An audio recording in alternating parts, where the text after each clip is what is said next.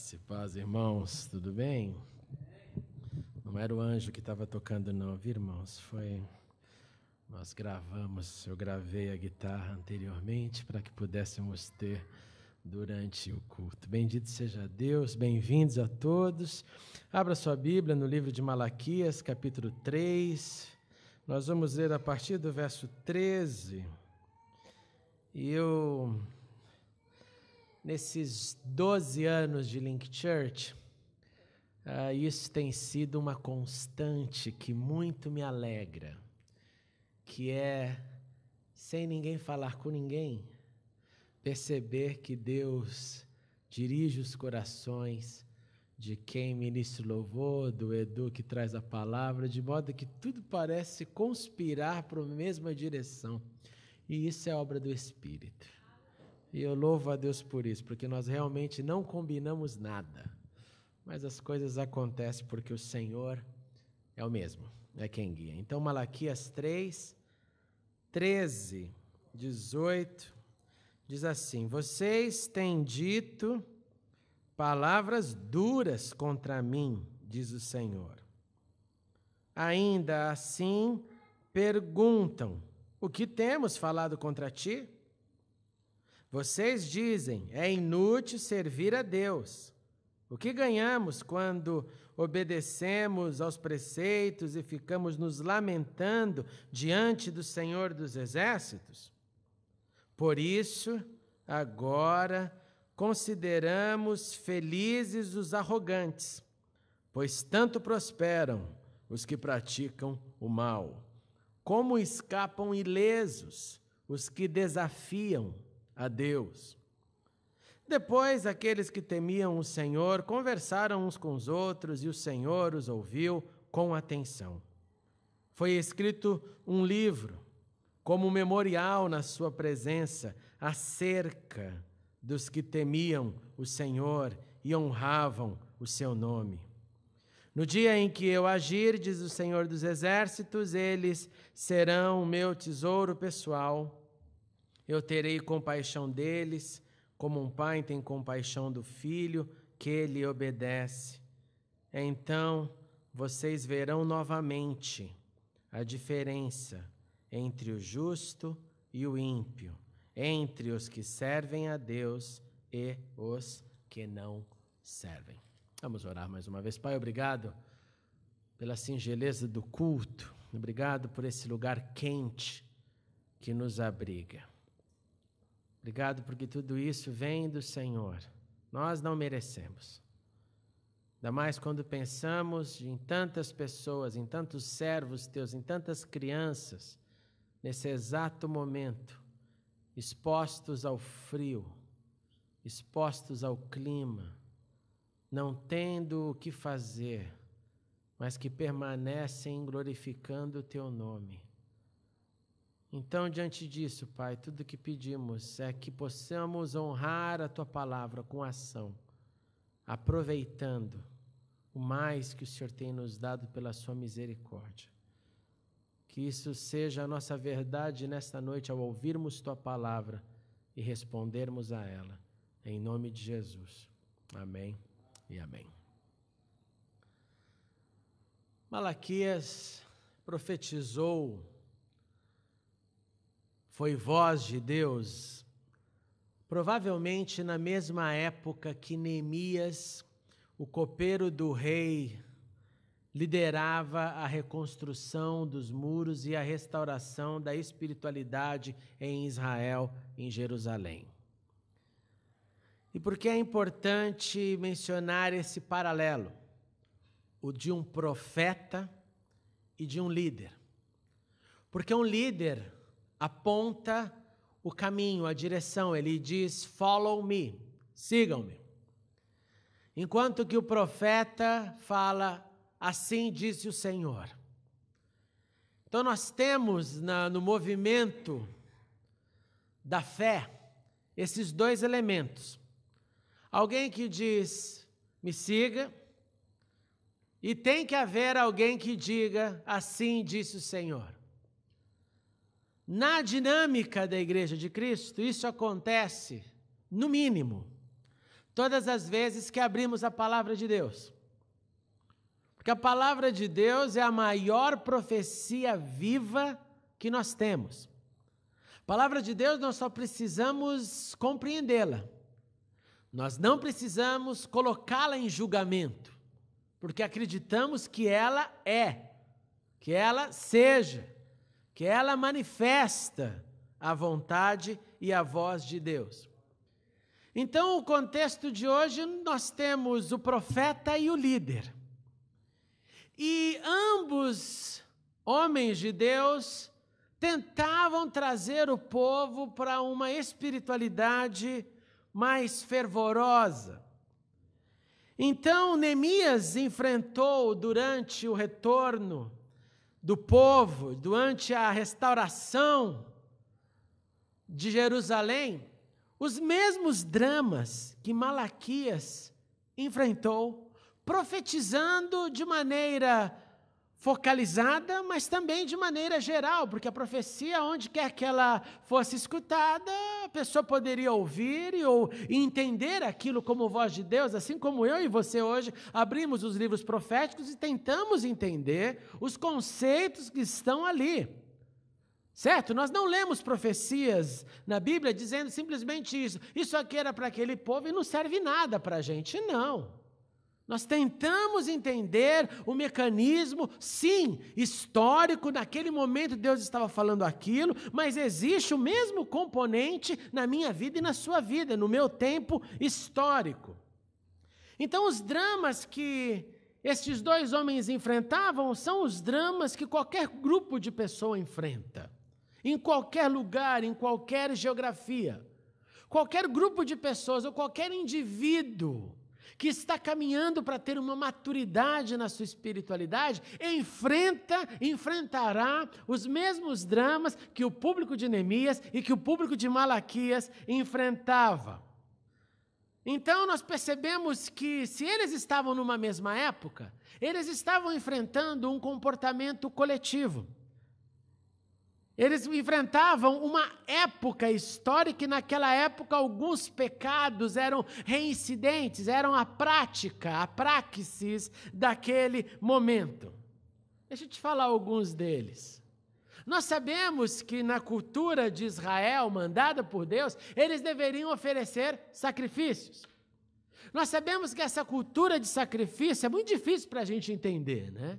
Imagine se Deus falasse para você, vai lá e compra um cordeiro, mate-o, e ao invés de comê-lo no Natal, eu espero comer um esse ano, não, você vai sacrificar para mim. Nós não temos relação com isso. Primeiro que é uma coisa para a nossa cultura feia, matar um animal, derramar o sangue. Eu estava dando aula para alguns alunos virtuais, dizendo para eles o que os samaritanos fazem, que basicamente uma vez ao ano, eles sacrificam os cordeiros exatamente como era no passado. E é uma verdadeira carnificina, é sangue para tudo quanto é lado, e tira a pele dos animais. É um negócio feio, um negócio que para a gente que lembra aquele açougue, aquele bando de carne ali pendurada, a gente não se identifica com isso.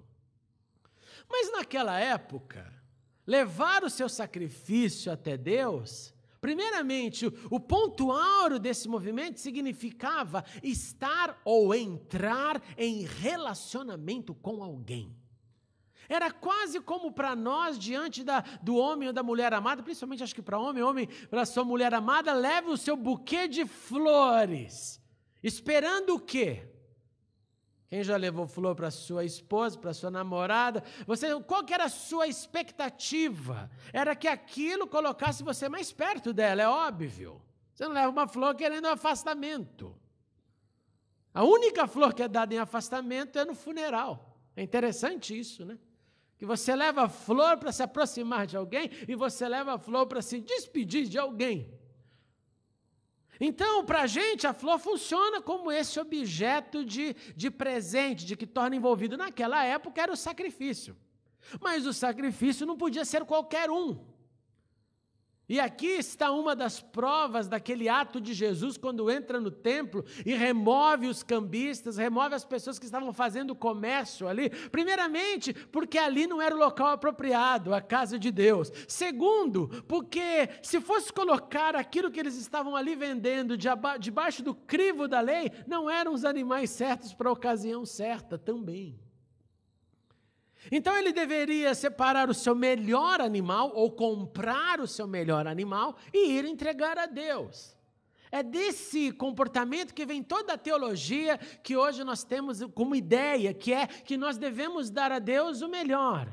É deste tipo de exemplo, ou do exemplo de Davi que diz o quê? Eu não vou dar para Deus algo que não me custe algo, que não tenha valor para mim. Porque se não tem valor para mim, é bem engraçado eu dar para Deus, né? Para mim é igual você dar roupa rasgada em charity shop. Eu vou lá dar pior, eu não quero mais, acabei com ela, está destruída, mas eu vou dar. Não, você dá algo que alguém possa usar. Só que, nessa época, chegou a um ponto, o relaxo, que as pessoas estavam não só dando o pior, mas na minha concepção, eles chegaram assim no fim do poço, sabe o que é? Eles roubavam para dar. Imagine eu entrar lá na sua casa, no seu cercado, você tinha lá uma ovelhinha, Lázaro, eu entrava lá, roubava a sua e levava como oferta. E isso não é argumento histórico, se você quiser ler depois, capítulo 1, verso 13.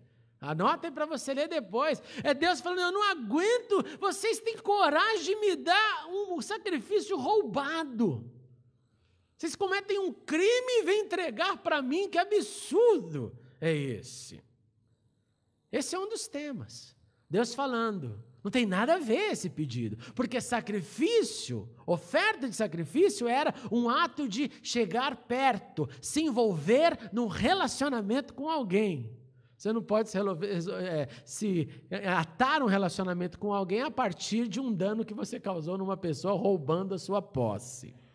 Um outro ponto que Malaquias também trata, e esse aqui é o mais conhecido de todos nós, que é o quesito dízimos e ofertas. Malaquias traz esse tema da mesma forma que Neemias trouxe esse tema. Se você for lá e depois analisar Neemias 10, 37 e 39, você vai ver uma similaridade. Neemias e Malaquias estão dizendo, gente, isso é parte da nossa fé. Quer restauração espiritual? Reconstruir o templo, reconstruir muralha, vai ter que reconstruir casamento. Porque naquela época existiu o drama do intermarriage. Pessoas de fés opostas, o que para Israel era proibidíssimo. Vocês não peguem as filhas dos outros. Não, não e não. Era um negócio sério, estipulado. Então, você restaura templo, você restaura muro, você restaura casamento, você restaura sacrifício e restaure também o seu ato de dar a Deus. Neemias e Malaquias, o mesmo tema, a mesma conversa. E aí, no contexto que estamos, Malaquias também fala de um comportamento coletivo. E esse comportamento coletivo, dos dois lados você vai encontrar, era a murmuração contra Deus. Era a falta de entendimento da mente do Senhor dos Exércitos, fazendo com que as pessoas chegassem a conclusões erradas e descessem a lenha no Senhor dos Exércitos. E eu repeti Senhor dos Exércitos agora por 3 vezes, porque Malaquias repete esse nome por 20 vezes no seu livro. Ele está chamando as pessoas, ele está corrigindo as pessoas, e ao corrigir e ao instruir, como boca de Deus, profeta, ele, ao falar de Deus, ele fala o Senhor dos Exércitos. Gente, esse nome é muito forte. O Senhor dos Exércitos significa o Senhor de todos os exércitos do mundo. do plano físico quanto do plano espiritual. Ele é o Senhor de toda a força. E é esse o nome que Malaquias prefere usar quando está trazendo o povo de volta para assumir a sua identidade. Identidade. E ele então está advertindo, e ele está falando sobre um protocolo, esse padrão de relacionamento, essa identidade. Porque a nossa identidade, tanto como a identidade do público de Malaquias, reflete a nossa diferença. A nossa diferença na sociedade, a nossa diferença em casa, a nossa diferença no país, na cidade que você vive, no globo. E é essa diferença que é resultado da minha e da sua identidade, o que realmente importa. Não importa o que você fique falando, não importa o que você pronuncia, não importa o que você levanta as mãos cantando, dizendo a Deus. Isso é uma esfera da adoração, isso faz parte da sua e da minha conduta. O que importa é a diferença que as palavras fazem na minha vida, e na minha vida, refletida onde eu vivo, essa diferença toca alguém. Porque quando eu estou atuando com a minha identidade e refletindo a minha diferença, eu estou cumprindo os 2 grandes mandamentos. Que é a identidade que eu tenho, é a mente de Cristo, porque Deus está em primeiro lugar, eu amo com toda a minha força, e eu amo o meu próximo, e eu manifesto ao meu próximo também o mesmo amor, o mesmo cuidado que eu tenho para com minha vida. Então, diferença faz quem obedece e ama a Deus, diferença faz quem obedece e ama o seu próximo. Como obedece e ama o seu próximo? Trata todo mundo como superior a si mesmo. Essa semana aconteceu uma situação assim chocante, aquelas que eu acumulo na minha vida, que eu falo, Senhor, eu tenho algumas que é difícil explicar como aconteceu. Mas essa semana, imagine, eu recebi um convite para encontrar com o Archbishop of Canterbury. Recebi um convite para encontrar com ele, com um grupo que eu não imaginava, não sabia nada do tamanho desse grupo.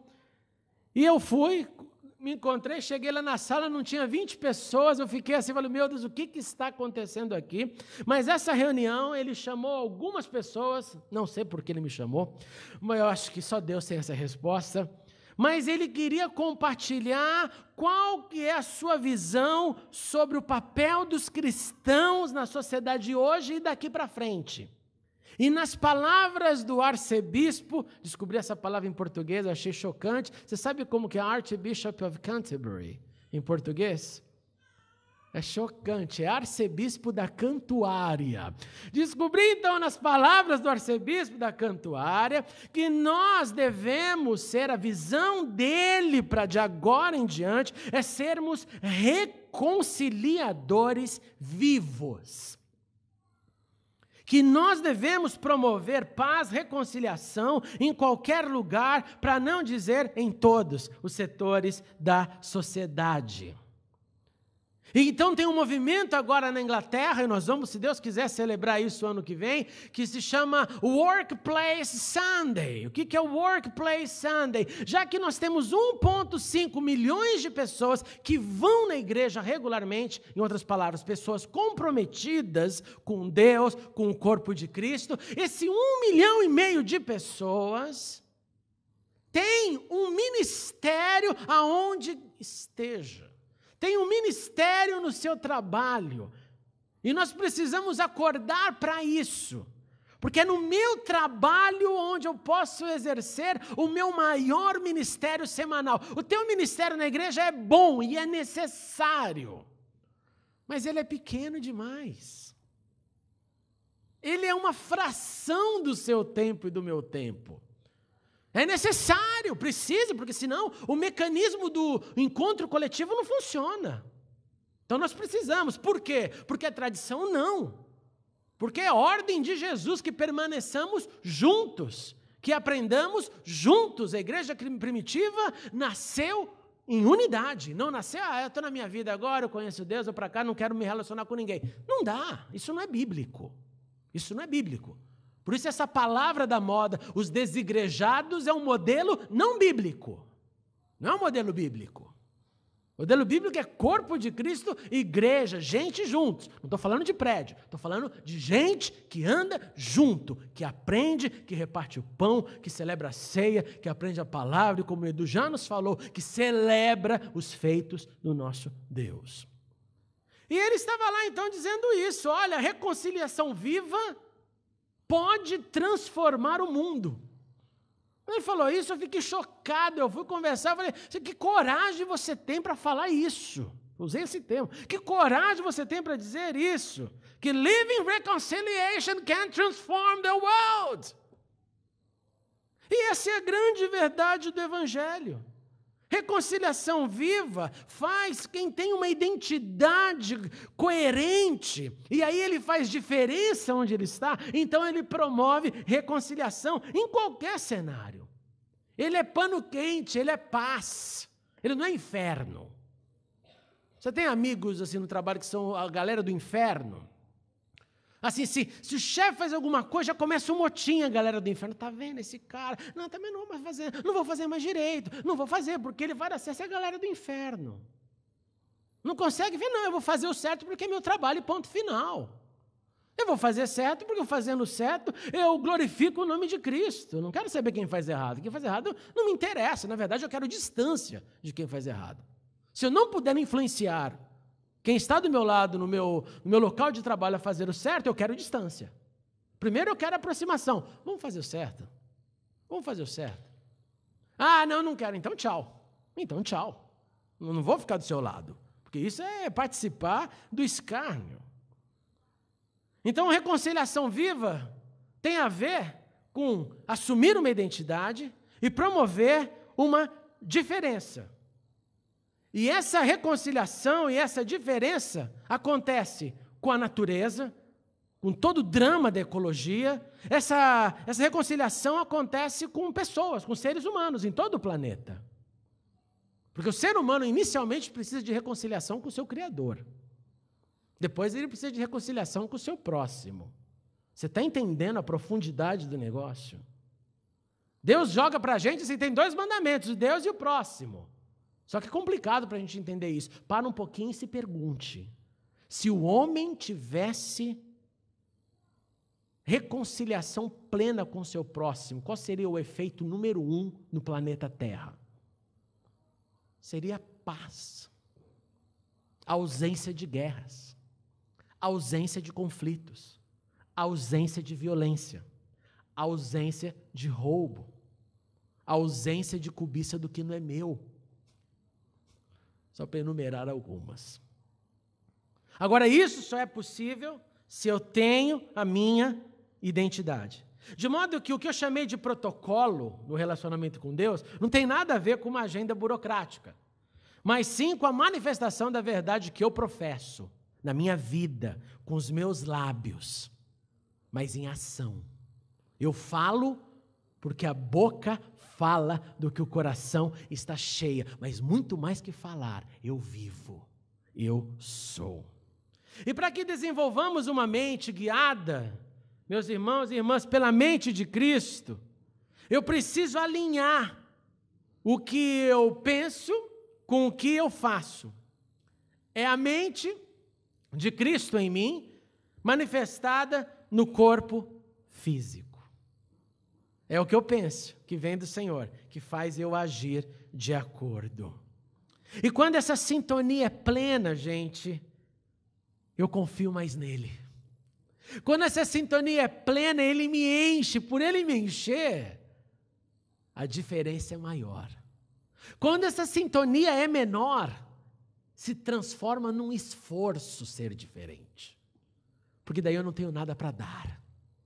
E quando eu não tenho o que dar, quando eu não tenho o que oferecer, é simplesmente a constatação de que eu não estou recebendo mais. Porque eu continuo dando, se continua fluindo em mim, nas palavras de Jesus, os rios de água viva. Se eu estou seco, é um desastre quase. E é isso que acontece, infelizmente, em muitos setores. A pessoa tenta falar de Deus, mas você percebe a superficialidade de Deus na vida. Aí você fala, que discurso chato, que discurso chato. essa sintonia, essa confiança no Senhor, nos exércitos, que devemos permanecer servindo, crescendo na fé, na justiça e na retidão. Agora, o contrário de tudo isso que eu acabei de falar foi o que aconteceu com o público primário de Malaquias. E também ocorre nos chamados crentes de hoje em dia. Volta para o texto, verso 13. Vocês têm dito palavras duras contra mim, diz o Senhor. Ainda assim perguntam, o que temos falado contra ti? Imagina Deus chegar para você e falar isso. Você está dizendo palavras duras contra mim. E você olhar para o Senhor e falar, eu, Senhor? Que eu? Eu não. Tanto eles, o público-alvo da profecia, como nós, por sermos tão limitados, nós nos voltamos contra Deus com muita facilidade. Escute isso. E nós nos voltamos contra Deus com muita facilidade através dos nossos pensamentos, através das nossas reclamações e através dos nossos comportamentos. Todas as vezes que eu não aceito a vontade de Deus, expressa em sua palavra, ou revelada na minha vida, ou através do seu testemunho para mim, porque quando você dá um testemunho para mim, isso é voz de Deus falando comigo, falando, tem gente já fazendo o certo, então o modelo funciona.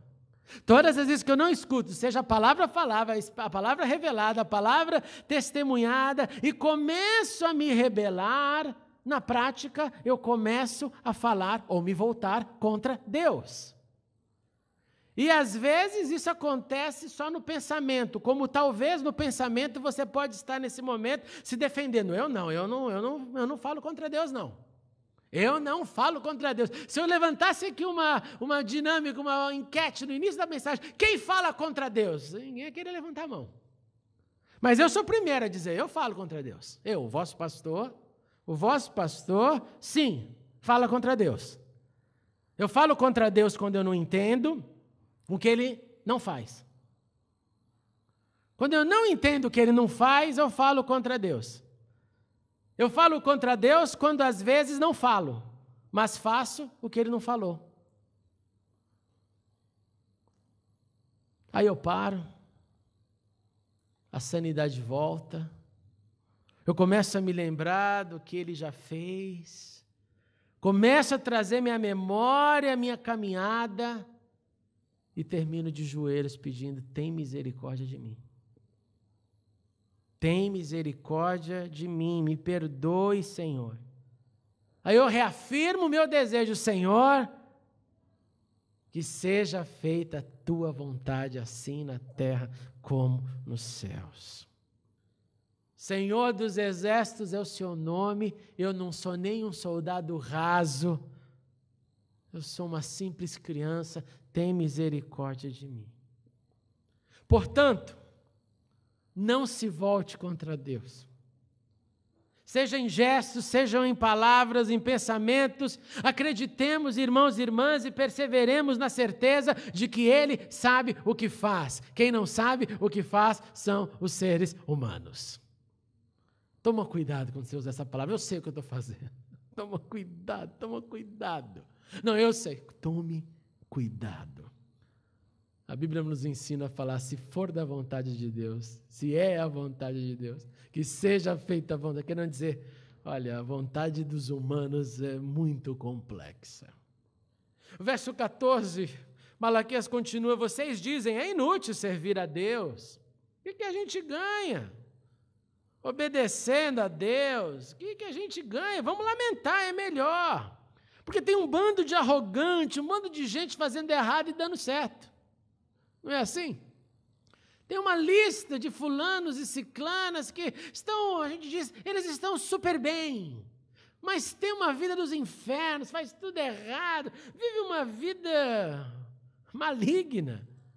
O público de Malaquias está dizendo, olha, Senhor, eu estou achando que não é legal te servir, não é inútil, porque quem serve se dá mal e quem não serve se dá bem. Já teve esse pensamento na sua cabeça? Quem não serve se dá bem, Senhor, e eu estou aqui, o negócio está difícil. Estava lembrando essa semana, por causa desse encontro anglicano,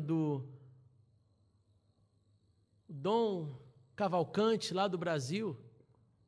Eu falei aqui, quando aconteceu a catástrofe, aquele homem de Deus que morreu porque seu filho voltou dos Estados Unidos para sua casa, era um viciado em drogas, e voltando para sua casa, um dia, num estado de delírio por causa das drogas, matou o pai e a mãe. Não sei quantos se lembram disso. Na época eu fiz uma menção sobre a situação, nós até oramos aqui na igreja, a morte do Dom Cavalcante, um ministro do Evangelho lá no Recife.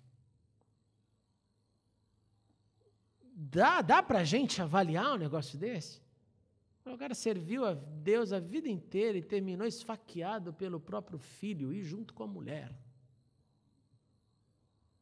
Estou trazendo esse exemplo para você entender que não são os miseráveis públicos de Malaquias que faz uma pergunta absurda, porque não tem nada de absurdo nessa pergunta.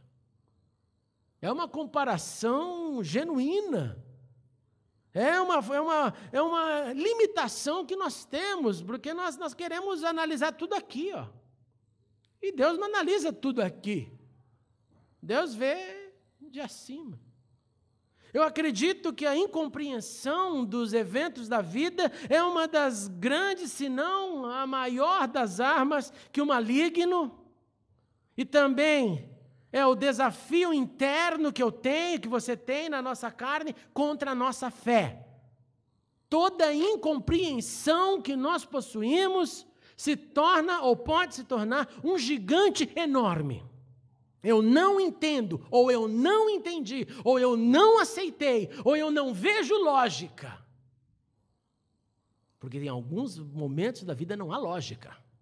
Não há lógica. Um dia uma mulher chegou para mim em aconselhamento e disse assim: pastor, eu quero te contar um testemunho para te edificar. Eu falei: fale. Ela disse: o meu marido, por anos e anos e anos, foi um infeliz que teve 500 mil mulheres.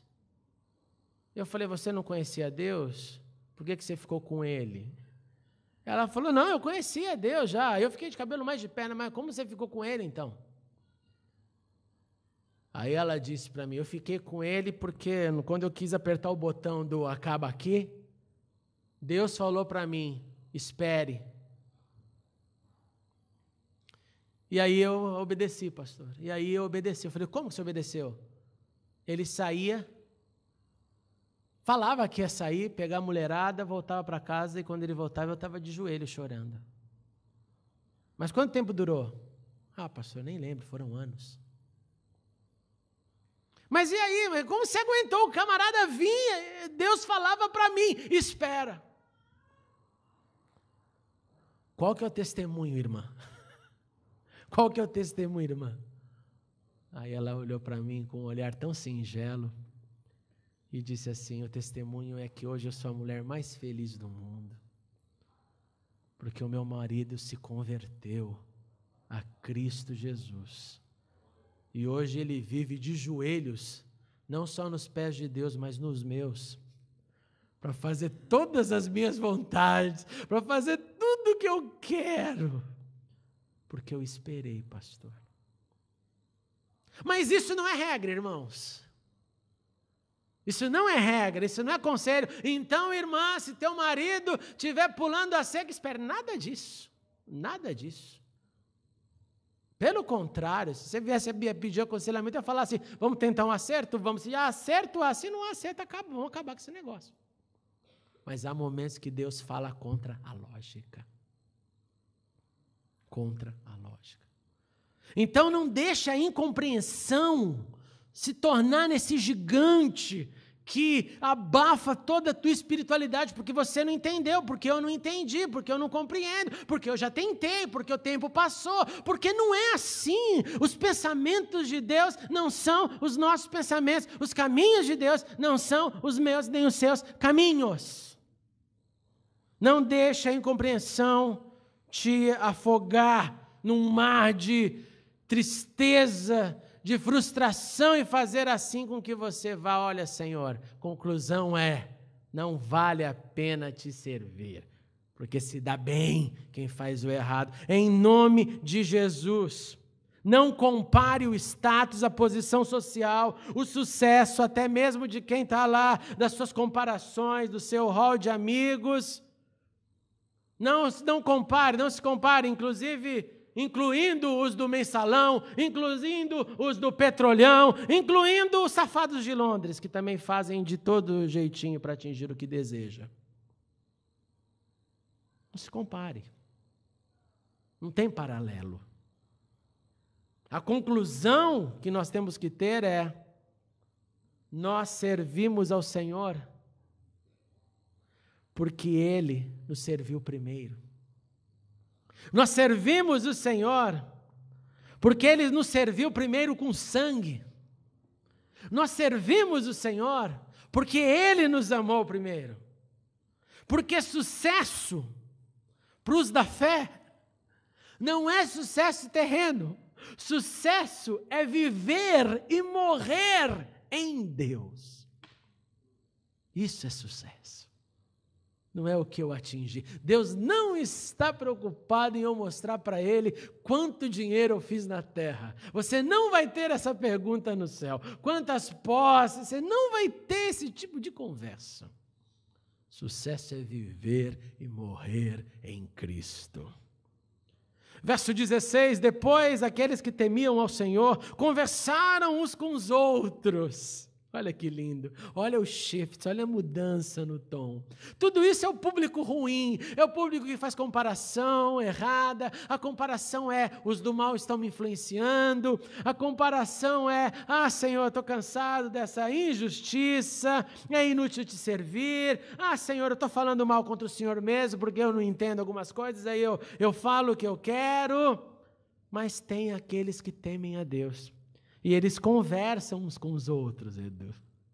E conversando uns com os outros, Malaquias diz: e o Senhor os ouviu com atenção.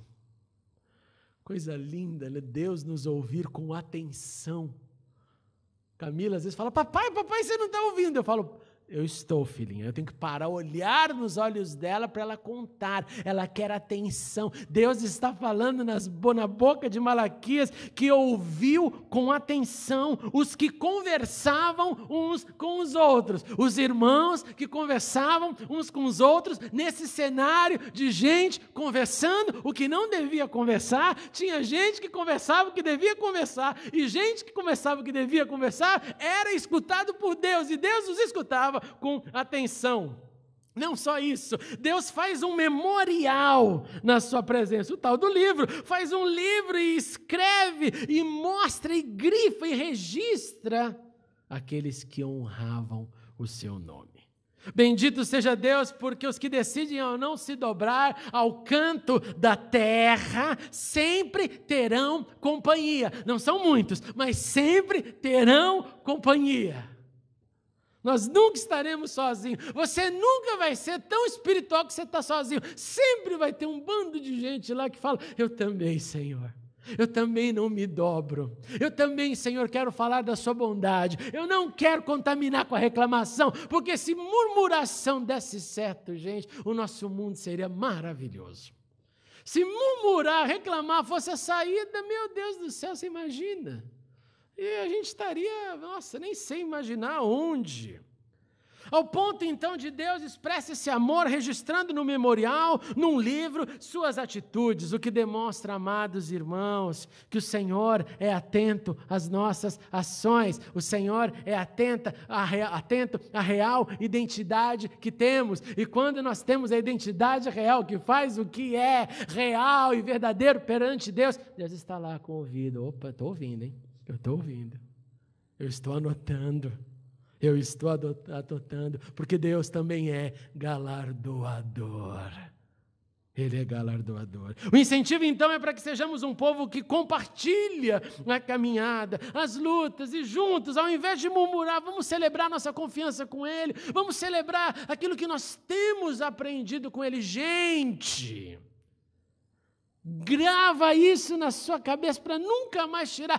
Todas as vezes que você compartilha um feito de Deus, você está sendo boca de Deus na terra para o seu próximo. Então, compartilhe.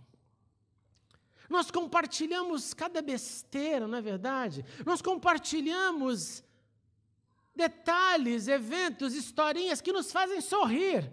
Eu não vejo nada de mal nisso. Sem mandar alguma informação interessante que vai fazer, eu vou dar uma risada, vai ser legal. Mas eu preciso, além disso, ser boca de Deus com a minha identidade e diferença, para que essa voz saia de mim e entre em você, e você perceba, é verdade, Deus é real nele. E eu olho para você e falo, olha, é verdade, Deus é real nela. E essa diferença começa a andar no nosso meio, sai de um para o outro. Infelizmente, a preferência humana parece ser a vontade de reclamar, de não concordar. É isso que dá ibope, é isso que faz o sangue ferver.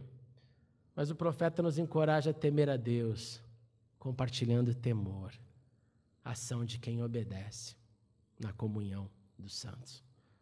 Pois no dia em que eu agir, Malaquias continua, diz o Senhor dos Exércitos, eles serão o meu tesouro pessoal.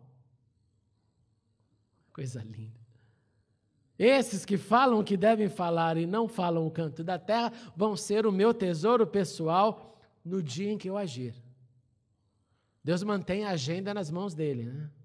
Vai ser quando eu determinar, mas vocês serão o meu tesouro pessoal. Eu terei compaixão deles como um pai tem compaixão do filho que lhe obedece. O Senhor, então, não só escreve e registra no memorial as condutas de quem fala o que deve falar, de que tem identidade que deve ter, que faz a diferença, que é resultado do convívio com Deus, mas promete cuidar desse povo ainda mais. Tesouro pessoal. Se você ganhasse um tesouro hoje, imagina toda a fortuna que você gostaria de ter, como que você cuidaria dela? Deus está dizendo, vocês serão meu tesouro pessoal. Esse ninguém mexe, esse ninguém põe a mão. Essa declaração me faz crer que tem mais amor, tem mais cuidado, tem mais promessas, tem mais de amor de Deus para ser manifesto para todos nós. Como Jesus também disse, e eu leio aqui a versão corrigida, porque era a versão da minha juventude. Não se turbe o vosso coração. Credes em Deus, crede também em mim. Na casa de meu pai há muitas moradas, se não fosse assim, eu vou-lo teria dito. Vou preparar-vos lugar, e quando eu for e vos preparar lugar, virei outra vez, e vos levarei para mim mesmo, para que onde eu estiver, estejais vós também. Concluindo Malaquias no verso 18, diz, então vocês verão, novamente, a diferença entre o justo e o ímpio, entre os que servem a Deus e os que não o servem. Amados irmãos e irmãs, a visão do futuro que aqui Malaquias traz também é um desafio para o presente. Esse momento da diferença entre o justo e o ímpio não é algo, então, para pendurarmos e não, já que isso vai acontecer depois, eu continuo na minha impiedade. Não. É um desafio para nós vivermos a nossa identidade de gente que briga para ser justo, não briga para a injustiça. Pois nós somos lavados no sangue do Cordeiro, nós recebemos a iluminação do Pai das luzes, então é dele que eu escuto, e não da terra. Nós ganhamos a luz, nós ganhamos o sabor da graça, nós podemos então iluminar, nós podemos então com a nossa identidade fazer a diferença em qualquer lugar que estivermos, de casa à rua. Dentro de um trem você pode fazer diferença. dentro de um trem, sendo empurrado por um passageiro, você pode afirmar a sua identidade. Num carro, num trânsito, quando vem um maluco e te fecha, você pode fazer a diferença. Ou não. Ou não. E os que assim não fazem dizem, mas não dá para aguentar, né? Não dá para aguentar. O nosso protocolo de relacionamento com Deus é afirmado na manifestação de quem se tornou como Cristo, ou quem está se tornando como Cristo, porque Ele nos fez representantes dEle. Nossa identidade, nossa diferença, nosso chamado é para servir o próximo, é para não ser contaminado com o que falam. Então eu concluo deixando para você algumas perguntas. Primeiro é como anda a sua identidade de servo, mas em ação. No seu ministério, não igreja, porque aqui é mais fácil. No seu ministério, vida. Lá em casa, no trabalho, no colégio, na universidade, onde quer que você esteja. Como anda a sua identidade de servo, mas em ação? Reclamando consciente ou inconscientemente contra Deus, dizendo, lá no fundinho eu não aguento mais.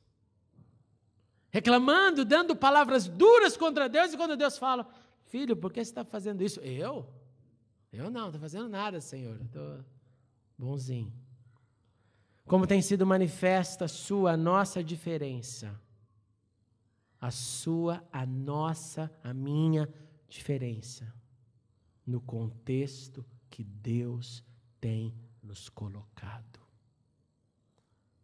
São 3 perguntas que eu quero deixar na sua mente para nós orarmos. Porque como Malaquias, eu quero invocar o Senhor dos Exércitos, que tem toda a força para nutrir a sua e a minha identidade, para resgatar a sua e a minha diferença, de casa para a rua, da rua para casa. Vamos orar por isso? Vamos procurar alguém para orar juntos, primeiramente? Procure alguém para você orar, pode ser quem está do seu lado. Se você quiser orar com outra pessoa, fique à vontade. Mas vamos clamar uns pelos outros. Vamos começar esse clamor dizendo, olha, a minha identidade está falha nisso. A melhor oração é aquela que começa com confissão, porque dela já nos põe no lugar que devemos estar, de pecadores saved by grace, né, Marcos? Sinners saved by grace, como nós cantamos aqui. Pecadores, ninguém aqui é santo que não peca, somos santos que pecam.